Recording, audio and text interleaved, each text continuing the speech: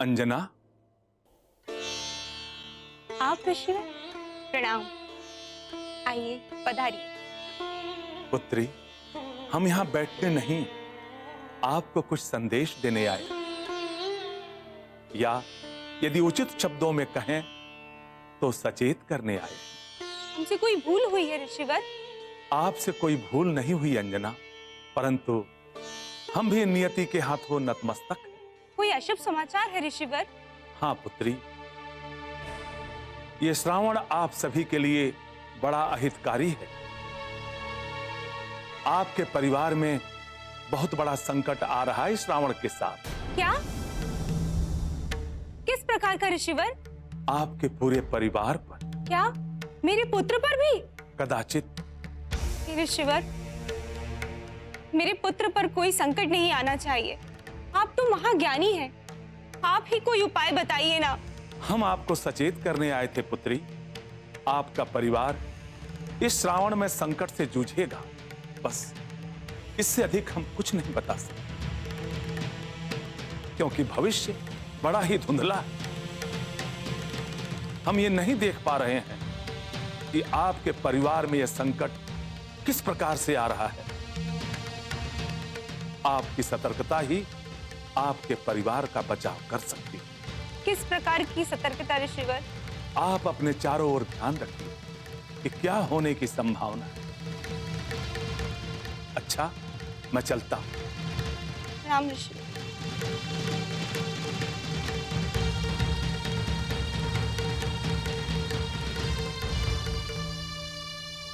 हे प्रभु, यदि मेरे परिवार पे कोई संकट है तो उसके प्रभाव मुझ पे दीजिए। मेरे पुत्र और मेरे पति पे कोई संकट ना आना पाए। हे प्रभु, रक्षा कीजिए।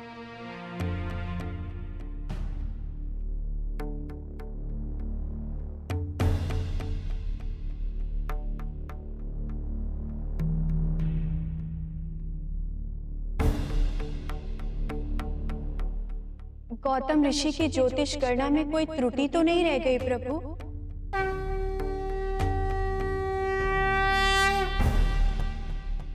अर्थात देवी। अर्थात प्रभु, मेरे अनुसार तो अंजना पर कोई संकट, कोई शोक नहीं आने वाला था। यही तो नियति की चाल है देवी,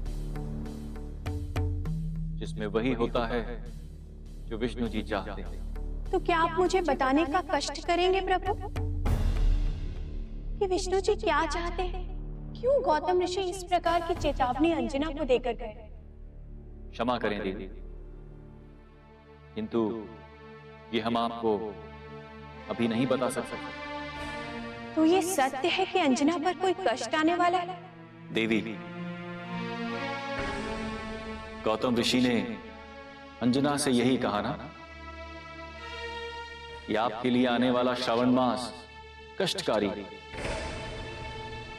ये कब कहा कि उनके लिए?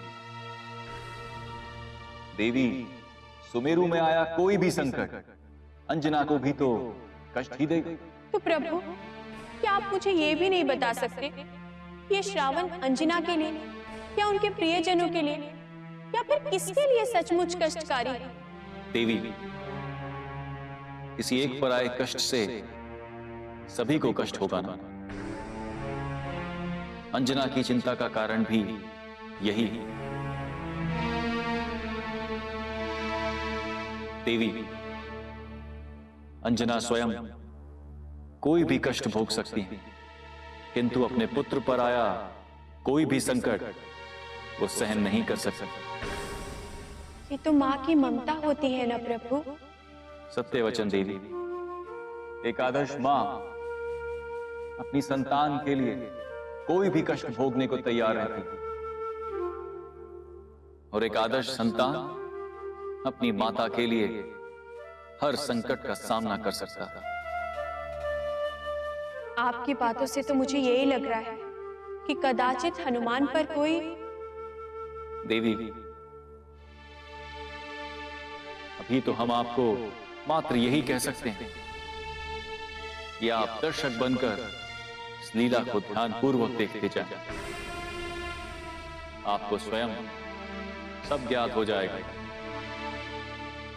कि कब, क्या और क्यों होने वाला।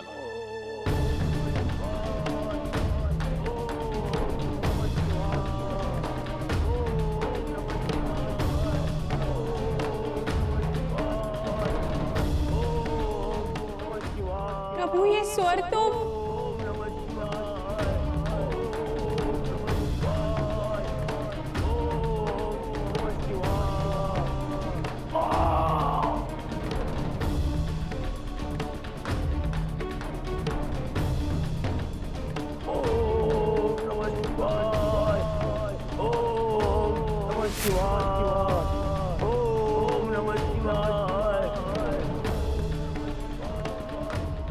शिरायु तो मारक साधना कर रहा है प्रभु।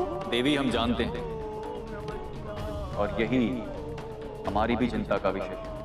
कैसे? और हमारी स्थिति ऐसी है कि हम चाहकर भी आपसे कुछ नहीं कह सकते।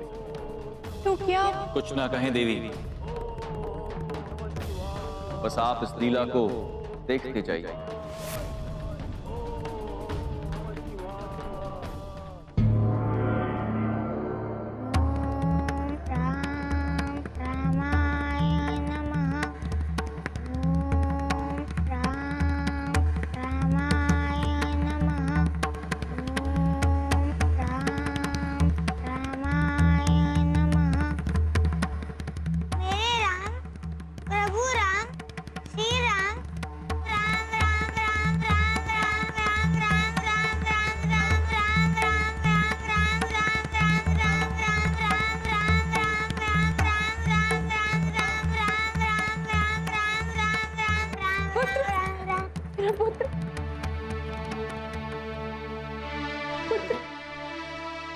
माते, क्या हुआ आपको? आप अनायास सोने की लगी। सब कुछ कुशल तो है ना? कुछ तो बताइए।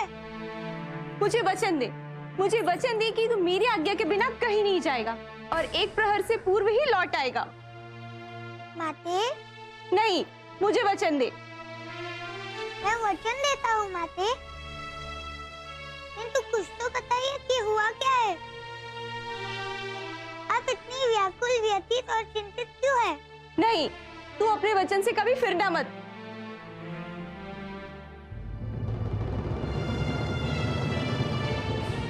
हे प्रभु, ये मेरे माते को क्या हुआ? ये इतनी उद्ग्रंथ और कलान क्यों है? ओम नमः शिवाय, ओम नमः शिवाय।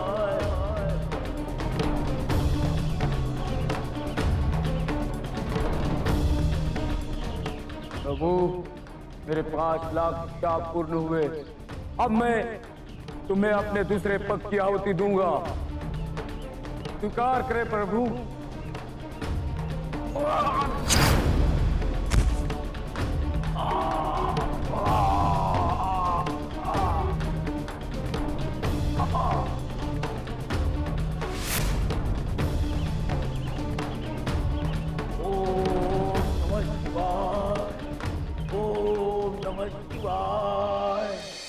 माते, हमें हनुमान की बहुत चिंता हो रही है। किस बात की चिंता पुत्र? पता नहीं माते, किंतु हमें ऐसा लग रहा है कि वो कोई संकट में फिर से पड़ने वाले। और इस बार संकट छोटा नहीं, बहुत बड़ा है। तो उसे सचेत कर दो पुत्र। मित्र का तो कर्तव्य ही होता है मित्र का सुख दुख में साथ देना। यदि तुम्हें उन पर आने वाले संकट के विषय में ज्ञात है तो उन्हें सूचित कर दो। कदाचित वो सचेत होंगे तो उन पे आने वाला संकट टल भी सकता है। किंतु माते, कहीं ऐसा ना हो मेरे पूर्वाभास से वो और अधिक चिंतित ना हो जाए।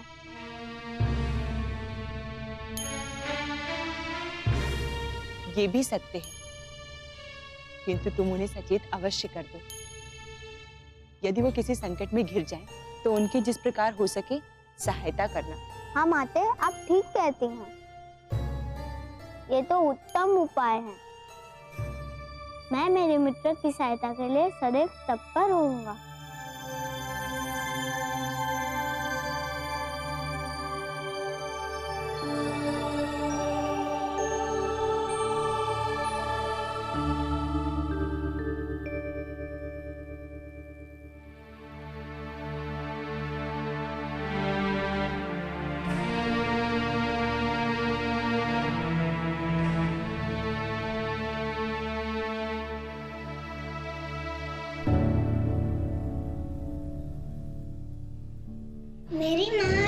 समीप ही सो रही है। ऐसी क्या बात हो सकती है जिसने मेरी माँ को इस प्रकार दुखी कर दिया है?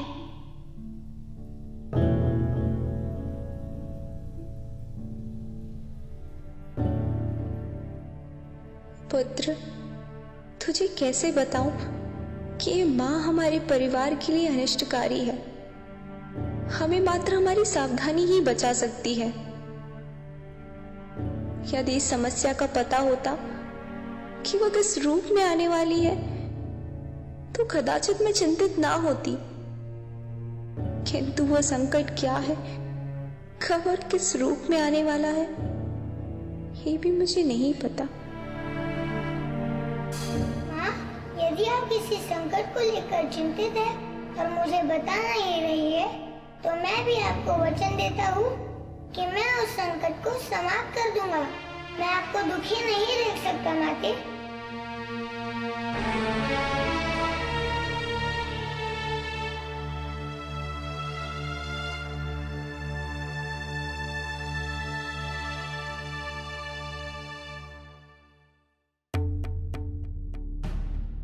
प्रभु, ऐसा कौन सा संकट आने वाला है इन दोनों माँ पुत्र पर? कुछ तो बताइए ना प्रभु। मेरे मन के जल में हलचल मची हुई है और आप हैं कि निश्चल बैठे हुए हैं। कुछ तो बताइए ना प्रभु। आप सब कुछ जानते हैं। इस संसार में हर माँ का वही हाल होता है जो अंजना का हो रहा है। संसार में माँ के लिए अपने पुत्र से मूल्यवान कुछ भी नहीं है, और अगर उसे पता चलता है कि उसके पुत्र पर कोई संकट आने वाला है तो माँ के मन पर क्या बीतती है ये मैं समझ सकती हूँ स्वामी। देवी, आप प्रश्न भी स्वयं कर रही हैं और उसके उत्तर भी स्वयं दे रही हैं। प्रभु, संसार में माँ के लिए अपने पुत्र से मूल्यवान कुछ भी नहीं है, और अगर उसे पता चलता है कि उसके पुत्र पर कोई संकट आने वाला है तो माँ के मन पर क्या बीतती है ये मैं समझ सकती हूँ स्वामी। देवी, आप प्रश्न भी स्वयं कर रही हैं और उसके उत्तर भी स्वयं दे रही हैं। प्रभु, मैं तो बस आपसे अपने मन की पीड़ा कह रही हूँ। और आपका मन आपको आपके प्रश्नों के उत्तर भी दिए जा रहा है। प्रभु, उधर शिरायु आपके लिए मारक साधना कर रहा है और इधर हनुमान पर संकट। प्रभु, ये उसी लीला का द्वितीय भाग है देवी।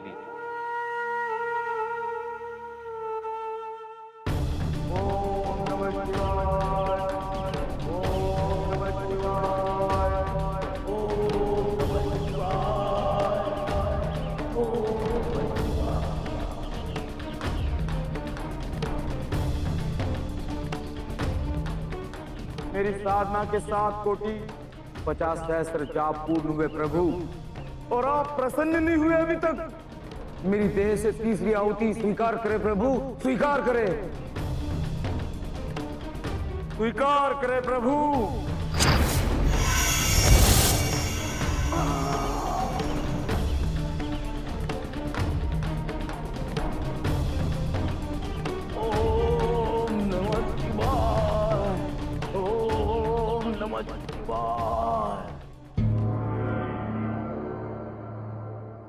हनुमान पुत्र, हनुमान,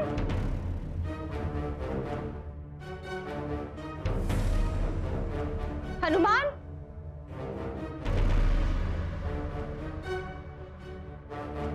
हनुमान, आखिर कहाँ गया होगा? हनुमान, हनुमान, हनुमान पुत्र, हनुमान,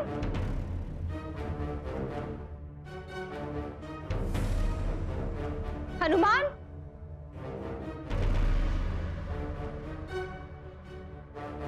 हनुमान, आखिर कहाँ गया होगा? हनुमान, हनुमान,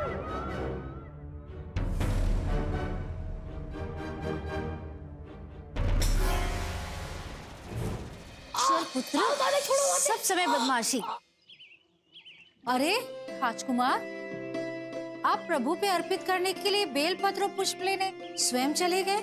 हाँ दासी माँ, मैंने सोचा आज माँ के साथ मैं पूजा करूँगा ही, तो क्यों ना स्वयं जाकर बेलपत्र और पुष्प ले आऊं? किंतु आपको बताकर जाना चाहिए था राजकुमार।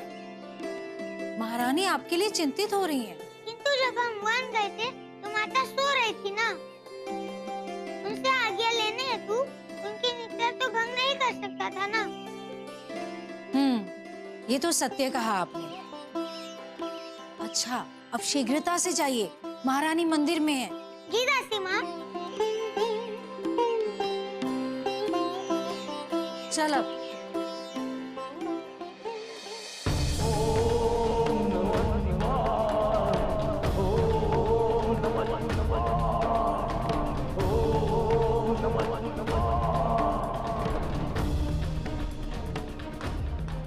प्रभु, आपके नाम का मारक योग जप करते हुए मैंने अपने 10 कोटि जाप पूर्ण किए, किंतु आपकी कृपा मुझ पर अभी तक क्यों नहीं हुई प्रभु? अब मैं अपना शीश काट कर आपको भेंट करता हूँ। मेरी ये अंतिम भेंट भी स्वीकार करे प्रभु, स्वीकार करे। ओम नमः शिवाय, ओम नमः शिवाय। ठहरो शिरायु।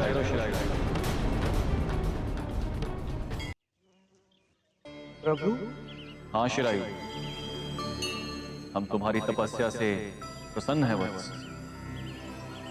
मांगो, क्या वर चाहते हो?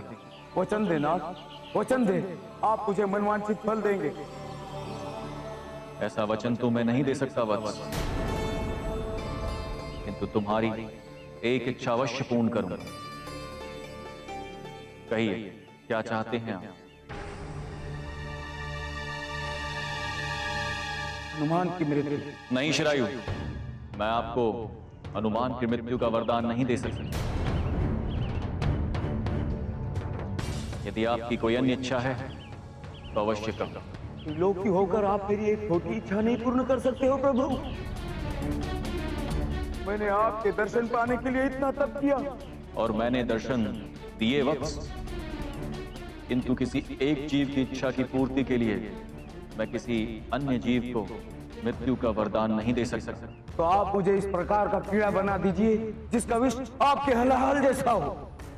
शिरायु, वरदान जगत के कल्याण हेतु दिए जाते हैं। आप किसी के अहित को मन में रखकर वरदान मांग रहे हैं। मैं क्या करना चाहता हूँ और क्या नहीं, ये आप मुझ पर छोड़ दे प्रभु।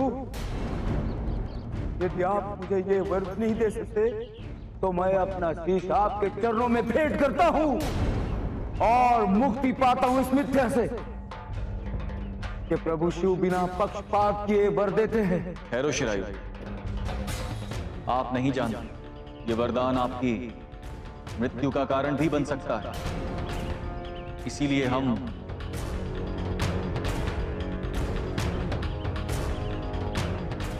प्रभु, बस मुझे अपनी मृत्यु की कोई चिंता नहीं है प्रभु। कीट बनकर आए या आपके चरणों में शीश काटा, मैं तो मृत्यु का पहले ही आलिंगन कर चुका हूं। मेरा प्रणाम स्वीकार करे प्रभु। ठहरो वत्स,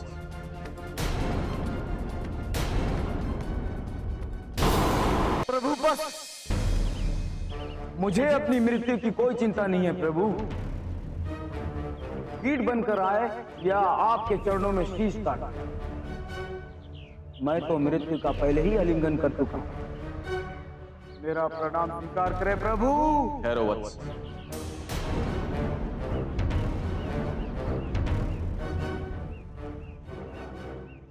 तथास्तु।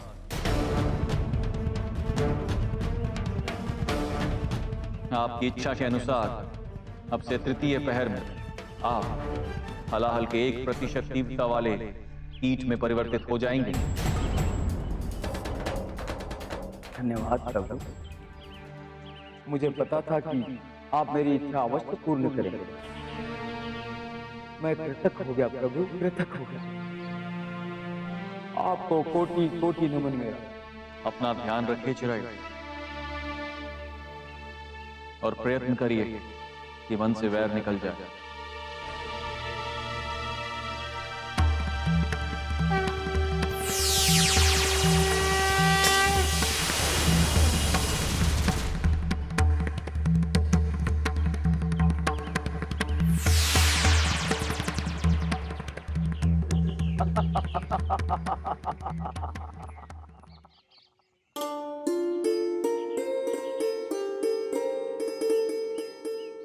हनुमान अभी तक नहीं आए। अंजना, हनुमान आते ही होंगे। तब तक हम पूजा की तैयारी करते हैं। मैंने उसे कल भी वन जाने से रोका था, और कल भी और आज भी वो मुझे अपनी बातों में उलझाकर चले गए। अंजना, क्या बात है? 2 दिवस से हम देख रहे हैं कि आप बहुत चिंतित हैं। क्या आप हमें सत्य नहीं बताएंगे? कुछ नहीं, बस। अंजना, आप हमें सत्य से अवगत कराएं। सही समय आने दीजिए, मैं सब बता दूंगी। आज श्रावण आरंभ हुआ है, चलिए प्रभु की आराधना करते हैं।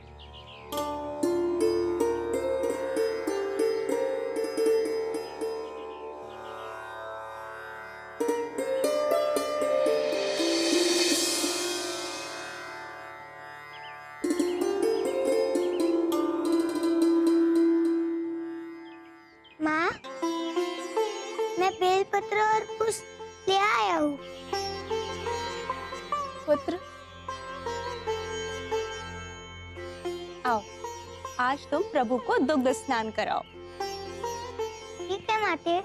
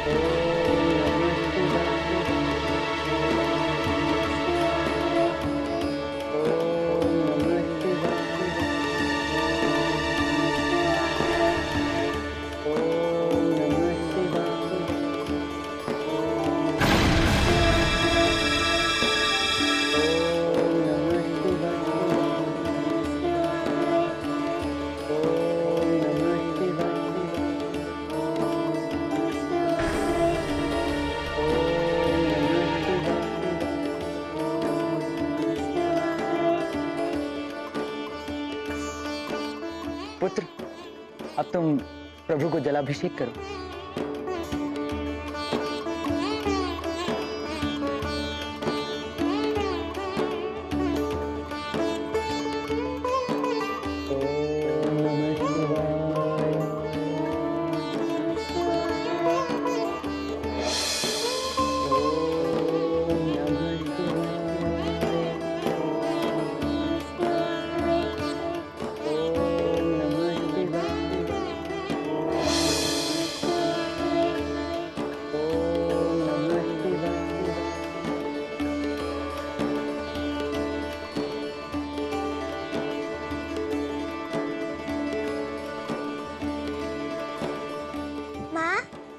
बेलपत्र और पुष्प प्रभु शिव पर अर्पित कर दूं?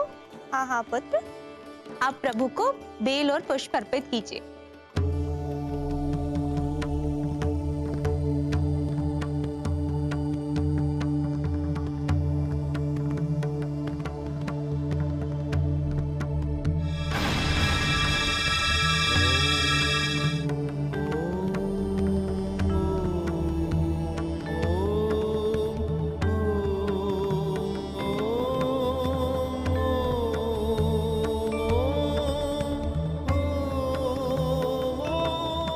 उठे, थाली रख दो।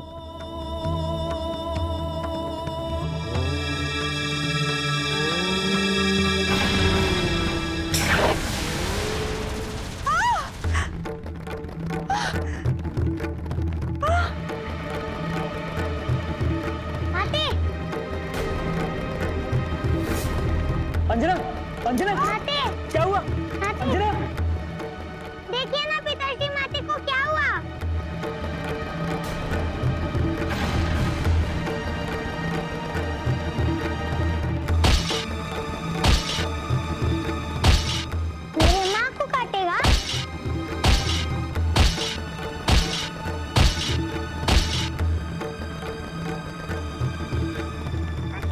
अंजना,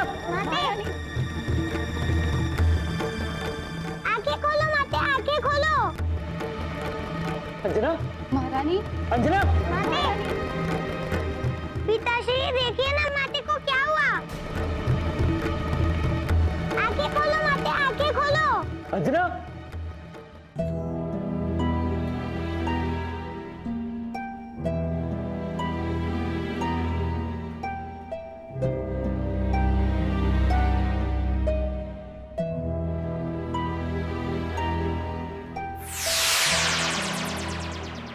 देवी, क्या हुआ? आप इतने क्रोध में क्यों हैं? क्रोध? क्रोध नहीं प्रभु, मैं क्षोभ और विस्मय से त्रस्त हूँ। क्यों देवी, ऐसा क्या हो गया? क्यों? आपने देखा नहीं ऐसा क्या हो गया? जिस दुष्ट को आपने वरदान दिया था, उसने आपके ही भक्त को काट लिया। अंजना के लिए आपका वरदान श्राप सिद्ध हुआ है स्वामी। आप तो त्रिकालदर्शी हैं। फिर आपने ऐसा क्यों किया? ऐसा क्यों किया स्वामी?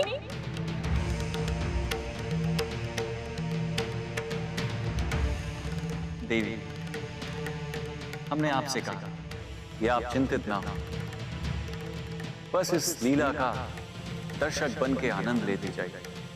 क्यों होगा, क्या होगा, कब होगा, कैसे होगा, इन सभी प्रश्नों के उत्तर समय आपको स्वयं दे देगा। नारायण नारायण। प्रणाम प्रभु, प्रणाम माते। प्रणाम देवी। प्रणाम देवर्षि। आप अचानक? माते, मैं प्रभु की अनुमति के साथ साथ विनती करने भी आया। अनुमति किस कार्य की और विनती क्यों? प्रभु, मेरे प्रभु नारायण ने मुझे कुछ कहा और आपने जो आदेश दिया है, मैं उसी विषय में आपसे वार्ता करने आया। कैसी वार्ता देवर्षि नारद? हे देवी, नारायण ने इन्हें कोई कार्य सौंपा है। ये उसी विषय में चर्चा करने के लिए हमारे समक्ष आए हैं। किंतु आपने क्या आज्ञा दी है प्रभु? हमने इनसे कह दिया कि ये विष्णु जी की लीला में उनकी तत्परता से सहायता करें। किंतु प्रभु। नहीं देवऋषि, यह कार्य तो आपको करना ही होगा। किंतु प्रभु, मेरा वहां जाना उचित होगा। देवऋषि, आपका ना जाना अनुचित हो जाएगा। वैसे भी आपने यहां पर आकर पहले से ही बहुत अधिक समय नष्ट कर दिया है।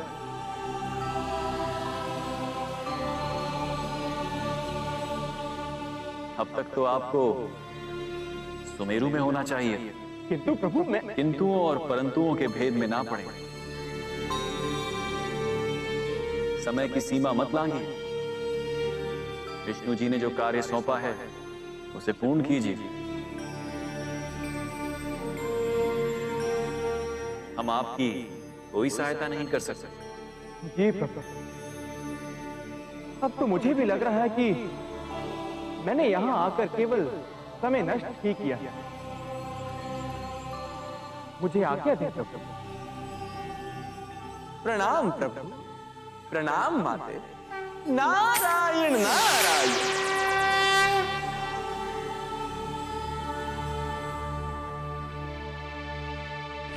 नारद का सुमेरु में क्या कार्य?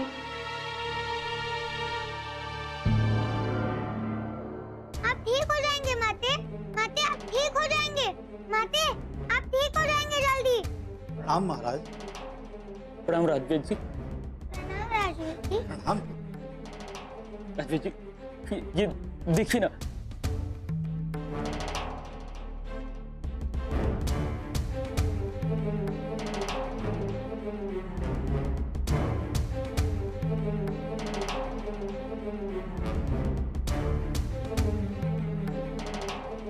क्षमा करें महाराज, मैं महारानी का उपचार करने में अक्षम हूं।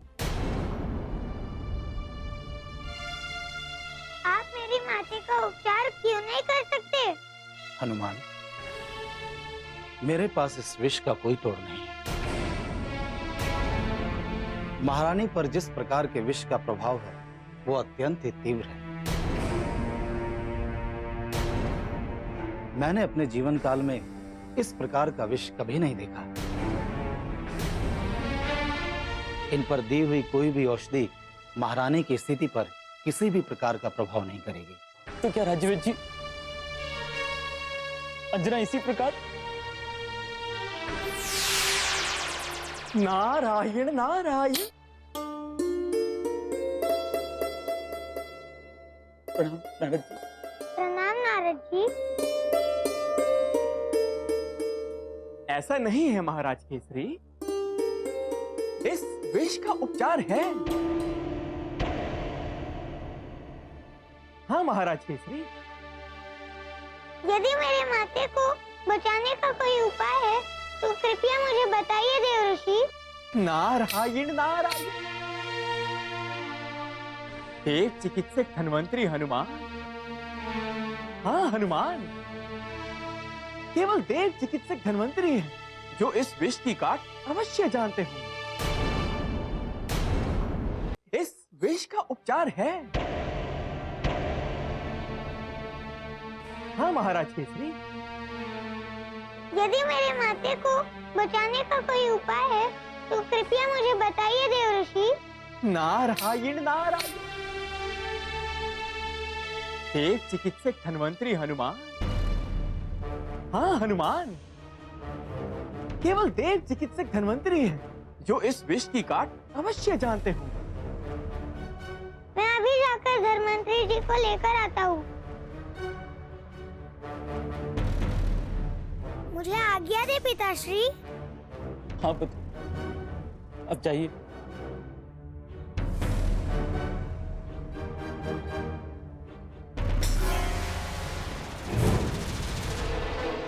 हे राजन, आप चिंता ना करें राजन।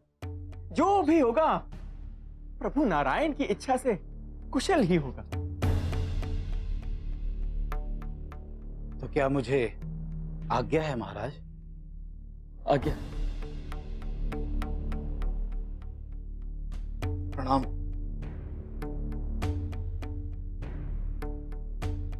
मुझे भी आज्ञा दे महाराज। प्रणाम देव। नारायण नारायण। अंजना, तुम ठीक हो जाओगी अंजना? तुम ठीक हो जाओगी। हनुमान गए ना, और हनुमान और धन्वंतरी जी दोनों ही बहुत शीघ्र आएंगे।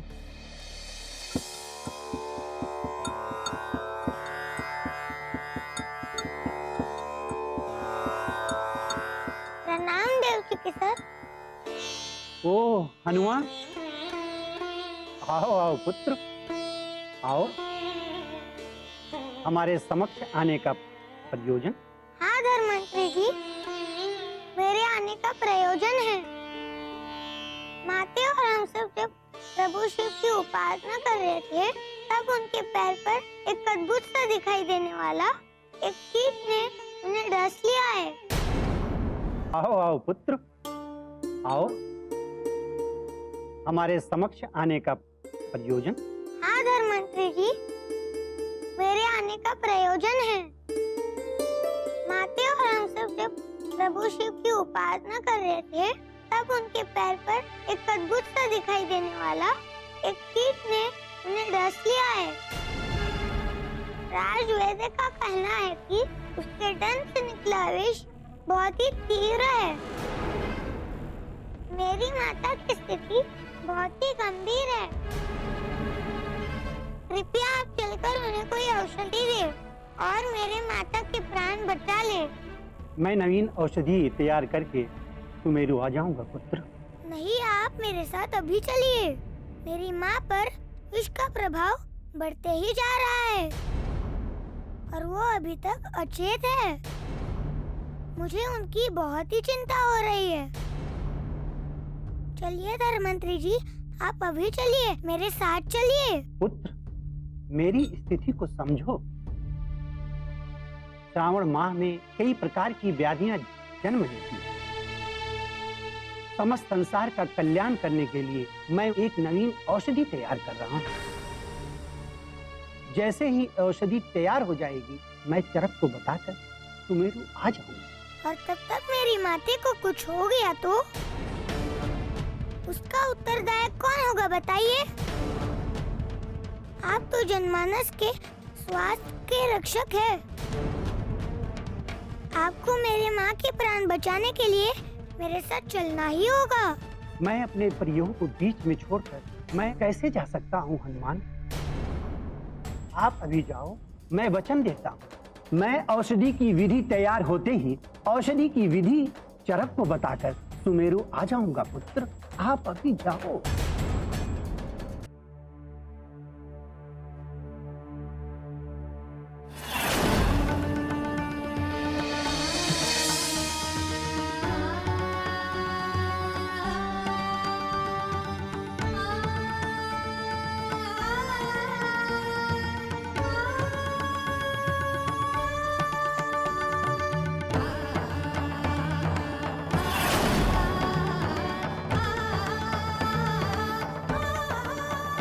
क्षमा कर दीजिए देव चिकित्सक, किंतु मेरे लिए मेरे माँ से प्रिय कोई नहीं है।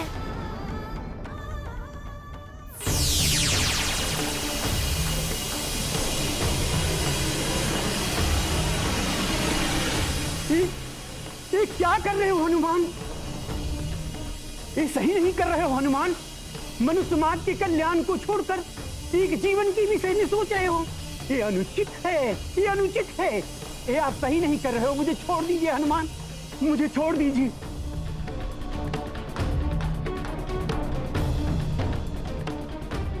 मुझे क्षमा कीजिए।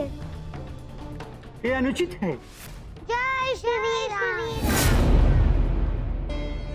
प्रभु, आपको मेरे 2 प्रश्नों के उत्तर तो देने ही होंगे।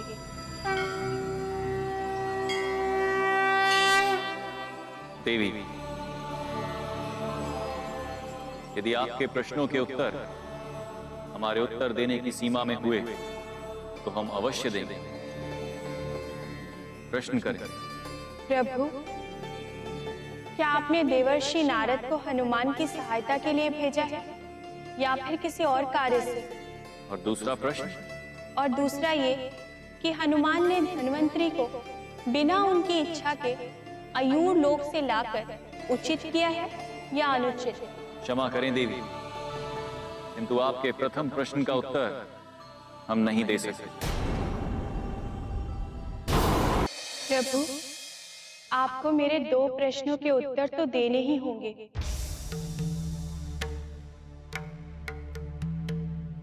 देवी, यदि आपके प्रश्नों के उत्तर हमारे उत्तर देने की सीमा में हुए तो हम अवश्य देंगे। प्रश्न करें। प्रभु, क्या आपने देवर्षि नारद को हनुमान की सहायता के लिए भेजा है या फिर किसी और कार्य से? और दूसरा प्रश्न? और दूसरा ये कि हनुमान ने धन्वंतरी को बिना उनकी इच्छा के अयूर लोक से लाकर उचित किया है या अनुचित? क्षमा करें देवी, किंतु आपके प्रथम प्रश्न का उत्तर हम नहीं दे सकते। और आपके द्वितीय प्रश्न के उत्तर में हम मात्र इतना ही कहेंगे कि समय की बलिहारी। कभी कभी उचित कार्य अनुचित समय पर करने पर अनुचित बन जाता है, और कभी कभी अनुचित कार्य भी उचित हो जाता है जब अन्य कोई मार्ग ना हो। प्रभु, आपने मेरे प्रश्न का उत्तर तो दिया ही नहीं। आपके प्रश्न का यही उत्तर है देवी।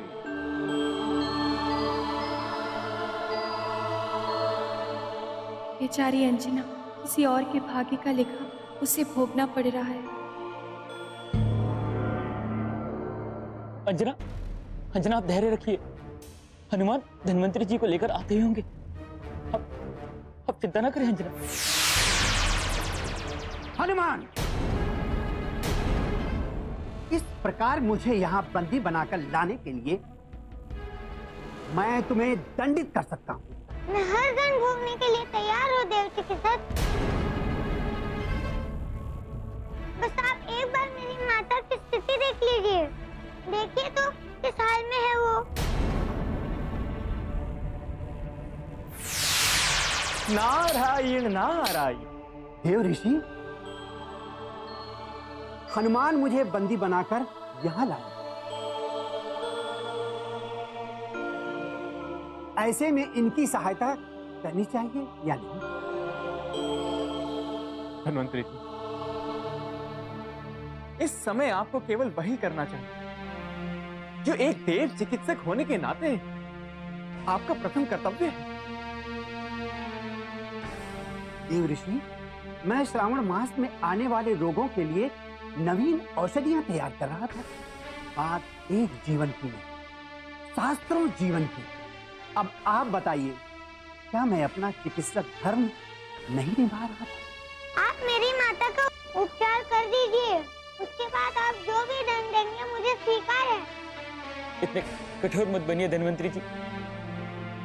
हाँ, प्रथम अंजना की स्थिति तो देख लीजिए। पल पल बढ़ते समय के साथ उनकी स्थिति और भी गंभीर होती जा रही है। राज वैद्य जी भी लाचार होकर लौट गए। हम पिता और पुत्र के आप पर ही अंतिम सहारा।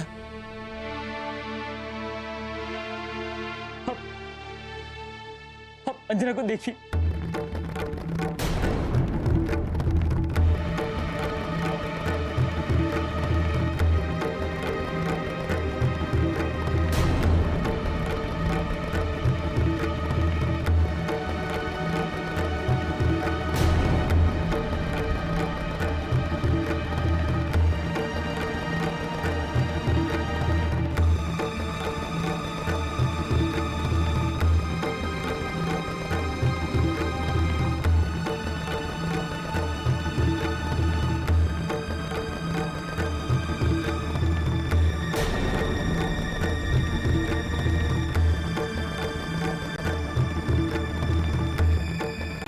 ये विष तो अम्लीय,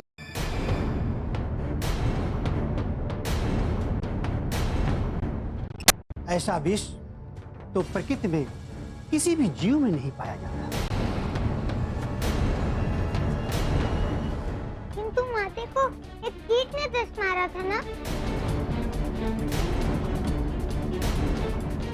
जिस कीट ने अंजना को दंश मारा था हनुमान, वो कहाँ है? उसी के विष से औषधि बनाकर इस दंश का उपचार हो सकता है। उसे तो मैंने समाप्त कर दिया।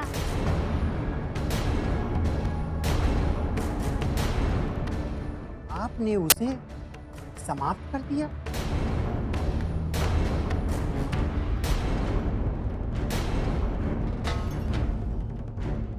यदि वो कीट जीवित होता, उसके विष को ठीक उसी प्रकार दूह लेते, जैसे सर्प के विष को औषधि बनाने के लिए हम दूहते। किंतु इस विष का प्रकार और तीव्रता मुझे ज्ञात है।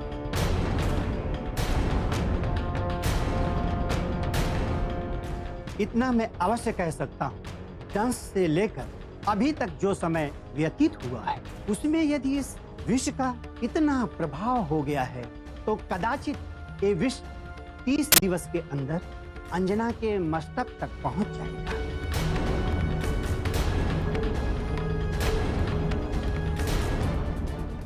और उसके उपरांत आप तो चिकित्सकों के देवता हैं, क्या आप इस प्रकार तर्क देंगे?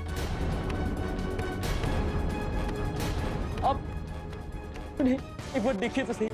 मेरी भी कुछ सीमाएं हैं महाराज केसरी, किंतु देवों के देव, वैद्यों के वैद्य, महावैद्य प्रभु श्री वैद्यनाथ के पास इस विष की काट अवश्य हो।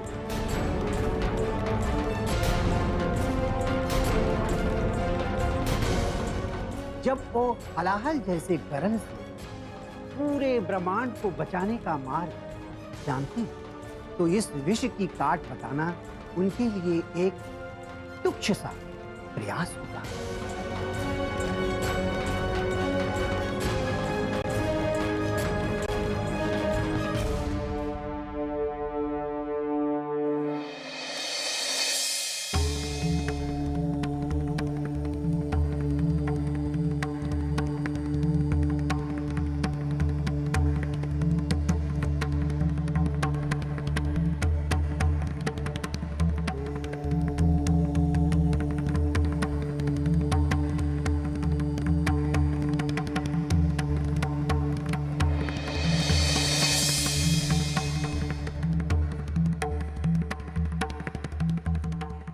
प्रभु, प्रभु मेरा एक और प्रश्न। ये क्या? प्रभु अचानक ही विलोप हो गए, मुझे बताया भी नहीं। हनुमान कैलाश आ रहे हैं और प्रभु, अब मैं क्या करूं?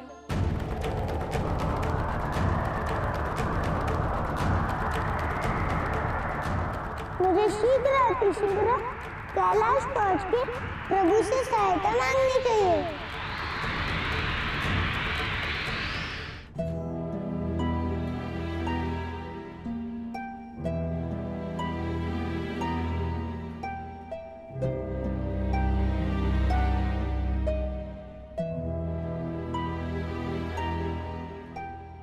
समस्या का समाधान तो मुझे ही खोजना होगा, यही सही रहेगा।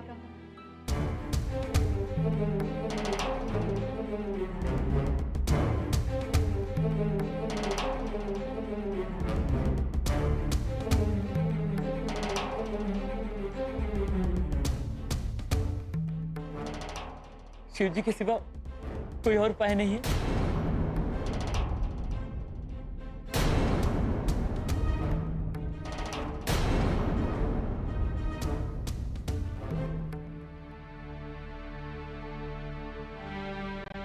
हाँ, एक उपाय है।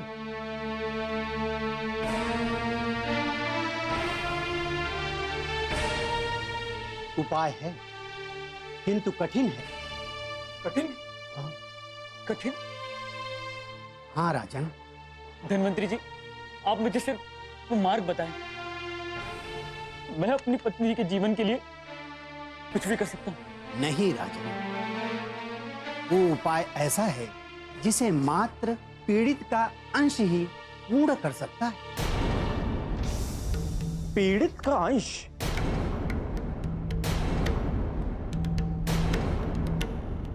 नारायण नारायण, यानी हनुमान? हाँ देव ऋषि, हनुमान ही उस कार्य को कर सकते हैं। किंतु आप पहले उसका उपाय तो बताइए, और यदि संभव हुआ तो हम हनुमान को आज्ञा दे देंगे। गंगा जहां से निकलती है उस स्थान को गंगोत्री कहा जाता है। उसी गौमुख जल में एक पौध उगता है जिसे निर्दोष पौध कहा जाता है। ऐसा मानते हैं कि हलाहल के विष को भी ये पौध शांत कर देती है। किंतु देव चिकित्सक जी, ये कार्य तो मैं भी कर सकता हूँ। इसके लिए हनुमान के जाने की क्या आवश्यकता है?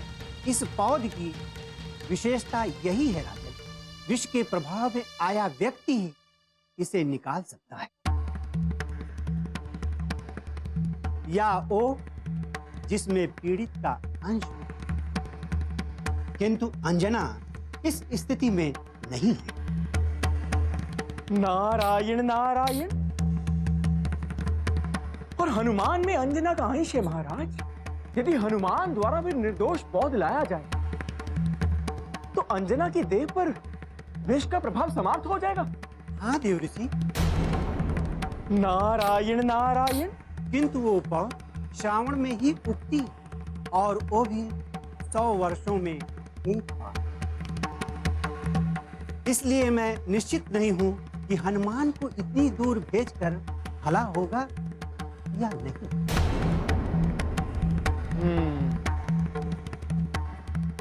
धन्वंतरी जी, अंतिम बार ये पौध कौन लेकर आया था? हलाहल के प्रभाव से जूझ रहे प्रभु शिव के लिए रावण उसे लेकर आए। किंतु आप तो कह रहे थे कि पीड़ित का अंश ही। प्रथम समय जब रावण ने अपना शीश भेंट किया था, उसके उपरांत जब प्रभु शिव उनका सर जोड़ने गए, तब रावण का सर धरा से उठाते हुए उसकी खड़क पर प्रभु शिव की तर्जनी उंगली लग गई और रावण की खड़क इतनी तीव्र थी कि उसने प्रभु शिव की उंगली में भी चोट पहुंचा दी।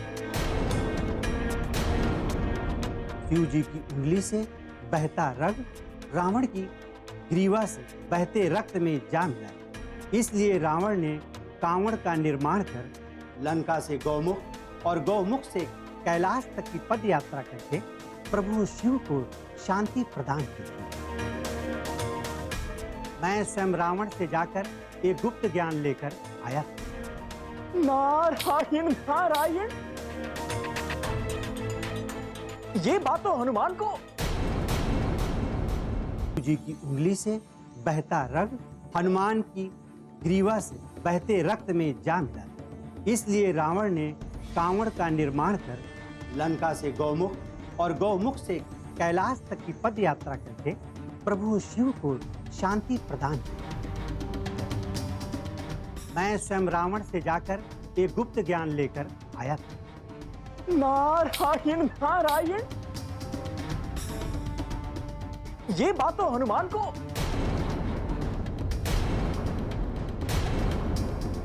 रुकिए रुकिए रुकिए रुकिए,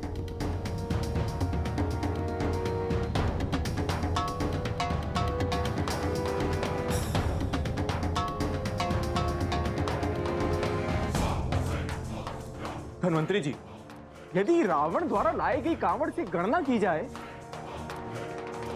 नारायण नारायण, तो ये बात तो इस वर्ष उगी होगी धन्वंतरी जी। नारायण नारायण,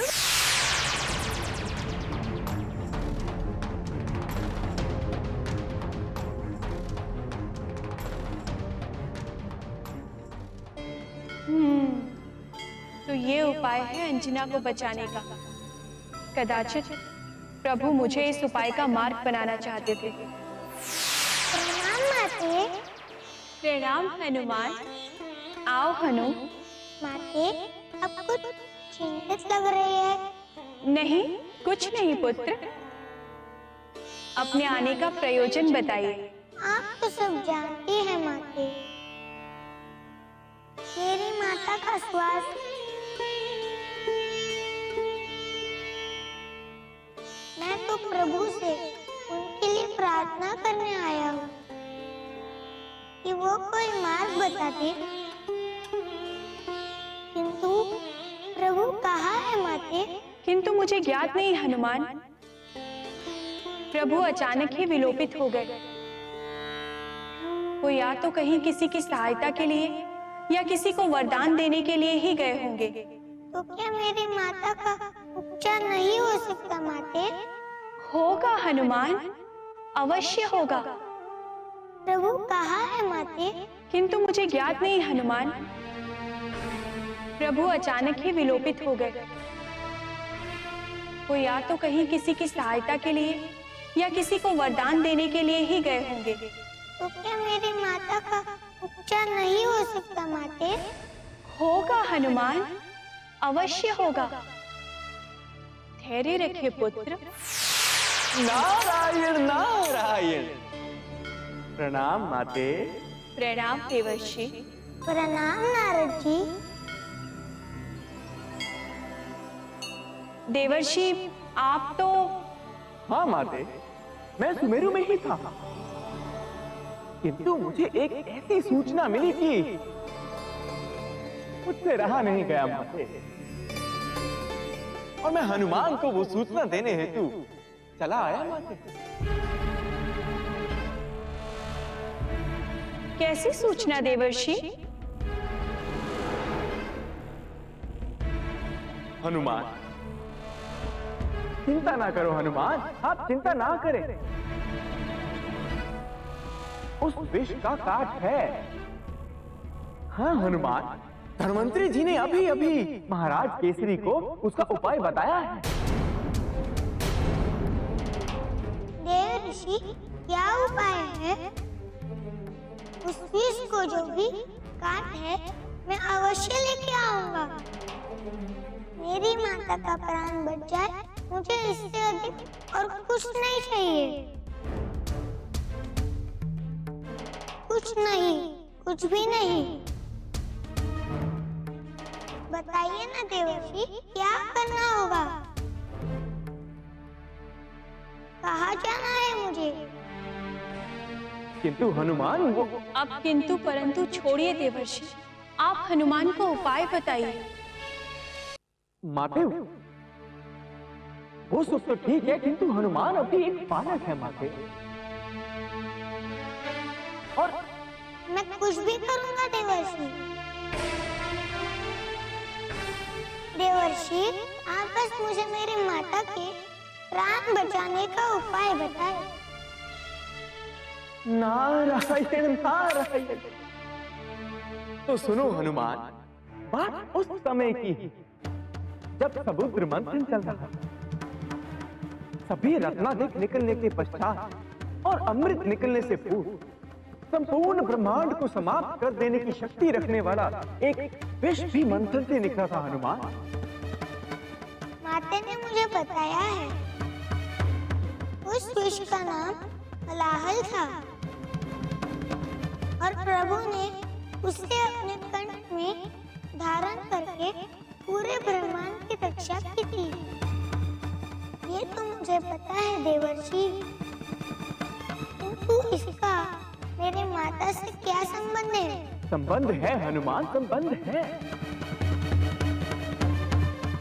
उस हलाहल की तीव्रता की 1% तीव्रता वाला करल आपकी माता के देह में है। किंतु उपाय क्या है देवर्षि? हनुमान, तनिक धैर्य रखिए, वही तो बता रहा। हलाहल के प्रभाव से जब प्रभु की ग्रीवा में पीड़ा हो रही, तो उनकी पीड़ा को मिटाने हेतु उनके अनन्य भक्त रावण ने गौमुख से गंगा जल और निर्दोष पौध लाकर दिया था। जब प्रभु शिव ने उस गंगा जल और निर्दोष पौध से बने अर्क को पिया, तब जाकर उनकी ग्रीवा की पीड़ा शांत हुई थी हनुमान। तो मैं अभी जाके गौमुख से गंगा जल और निर्दोष पौध ले आता हूँ देवर्षि।